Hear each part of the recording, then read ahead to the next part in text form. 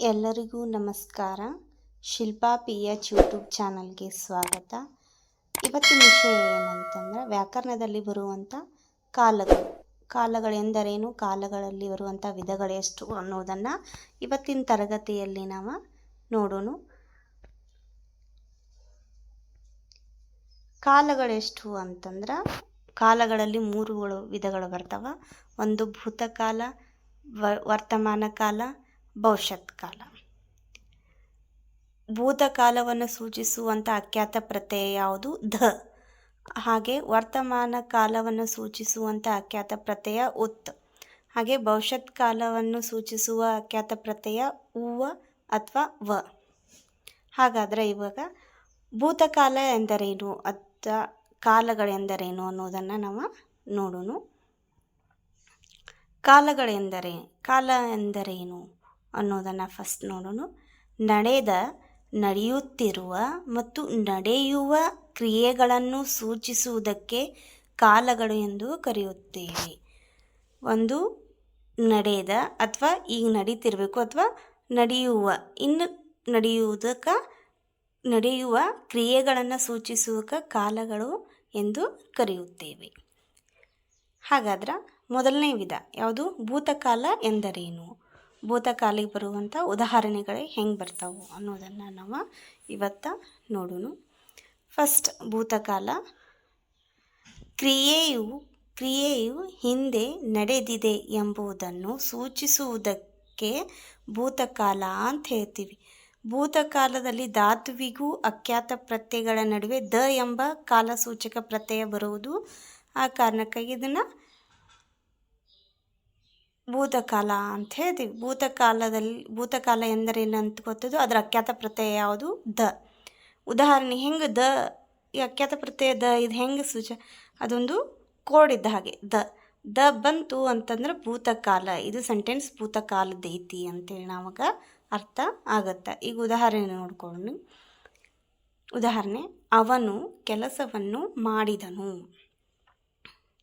ಅವರು ಕೆಲಸವನ್ನು ಮಾಡಿದರು. ಅವಳು ಕೆಲಸವನ್ನು ಮಾಡಿದಳು. ಅವು ಕೆಲಸವನ್ನು ಮಾಡಿದವು. ನೀನು ಕೆಲಸವನ್ನು ಮಾಡಿದೆ. ನಾನು ಕೆಲಸವನ್ನು ಮಾಡಿದೆನು. ಇಲ್ಲಿ ಕೊನೆಯದಾಗಿ ಕ್ರಿಯೆಯಲ್ಲಿ ಅವನು ಕೆಲಸವನ್ನು ಮಾಡಿದನು. ಮಾಡಿದನು ಎಂಬ ಕ್ರಿಯೆಯಲ್ಲಿ ದ ಮಾಡಿದನು ದ ಈ ಬರುತ್ತಲ್ಲ, ಇದಕ್ಕೆ ಭೂತಕಾಲ ಅಂದ್ರೆ ಮಾಡಿ ಮುಗಿಸಿದಾನೆ ಈಗ, ಅದಕ್ಕೆ ಅದನ್ನು ಭೂತಕಾಲ ಅಂತೇಳಿ ಹೇಳ್ತೀವಿ. ಇನ್ನು ಎರಡನೇ ವಿಧ ಯಾವುದು? ವರ್ತಮಾನ ಕಾಲರೂಪ ಎಂದರೇನು ಅನ್ನೋದನ್ನು ನೋಡೋಣ. ಕ್ರಿಯೆಯು ಈಗ ನಡೆಯುತ್ತಿದೆ ಎಂಬುದನ್ನು ಸೂಚಿಸುವ ಕ್ರಿಯಾಪದಕ್ಕೆ ವರ್ತಮಾನ ಕಾಲದ ಕ್ರಿಯಾಪದ ಅಂತೇಳಿ ಕರಿತೀವಿ. ವರ್ತಮಾನ ಕಾಲದಲ್ಲಿ ಧಾತುವಿಗೂ ಅಖ್ಯಾತ ಪ್ರತ್ಯಯಕ್ಕೂ ನಡುವೆ ಇರುವ ಉತ್ ಎಂಬ ಕಾಲಸೂಚಕ ಪ್ರತ್ಯಯ ಬರ್ತದೆ. ಇದು ವರ್ತಮಾನ ಕಾಲ ರೂಪದ ಉದಾಹರಣೆಯಪ್ಪ ಅಂತ ಹೆಂಗೆ ಗೊತ್ತಾಗೈತಿ? ಅಲ್ಲಿ ಬರುವಂಥ ಕಾಲಸೂಚಕ ಪ್ರತ್ಯಯ ಯಾವುದು? ಉತ್. ಉದಾಹರಣೆ ಹೇಗಂತ ನೋಡ್ಕೊಳ್ಳೋಣ. ಅವನು ಕೆಲಸ ಮಾಡುತ್ತಾನೆ. ಅವಳು ಕೆಲಸ ಮಾಡುತ್ತಾಳೆ. ಅವರು ಕೆಲಸ ಮಾಡುತ್ತಾರೆ. ನಾನು ಕೆಲಸ ಮಾಡುತ್ತೇನೆ. ಅಲ್ಲಿ ತಾ ತಾ ತಾ ತೇ ಹಿಂಗೆ ಬಂತಂದ್ರೆ ಇದಕ್ಕೆ ವರ್ತಮಾನ ಕಾಲಕ್ಕೆ ಉದಾಹರಣೆ ಅಂತೇಳಿ ನಮ್ಗೆ ಅರ್ಥ ಆಗತ್ತೆ. ಇನ್ನು ಮುಂದಿನ ಉದಾಹರಣೆ ಯಾವುದಂತಂದ್ರೆ ಭವಿಷ್ಯತ್ ಕಾಲ ಎಂದರೇನು? ಕ್ರಿಯೆಯು ಮುಂದೆ ನಡೆಯುವುದೆಂಬುದನ್ನು ಸೂಚಿಸುವುದೇ ಭವಿಷ್ಯತ್ ಕಾಲದ ಕ್ರಿಯಾಪದವೆನಿಸುವುದು.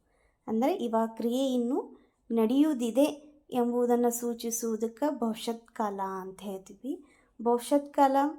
ಭವಿಷ್ಯತ್ ಕಾಲದಲ್ಲಿ ಧಾತುವಿಗೂ ಹಾಗೂ ಅಖ್ಯಾತ ಪ್ರತ್ಯಯಗಳ ನಡುವೆ ವ ಅಥವಾ ಉ ಎಂಬ ಕಾಲಸೂಚಕ ಪ್ರತ್ಯಯಗಳು ಬರ್ತಾವೆ. ಉದಾಹರಣೆ ನೋಡೋಣ ಭವಿಷ್ಯತ್ ಕಾಲಕ್ಕೆ. ನಾಳೆ ಅವನು ಊರಿಗೆ ಬರುವನು. ನಾಳೆ ಅವಳು ಊರಿಗೆ ಬರುವಳು. ನಾಳೆ ಅವರು ಊರಿಗೆ ಬರುವರು. ನಾಳೆ ನೀನು ಊರಿಗೆ ಬರುವೆ. ನಾಳೆ ನೀವು ಊರಿಗೆ ಬರುವಿರಿ. ನಾಳೆ ನಾನು ಊರಿಗೆ ಬರುವೆನು. ನಾಳೆ ನಾವು ಊರಿಗೆ ಬರುವೆವು.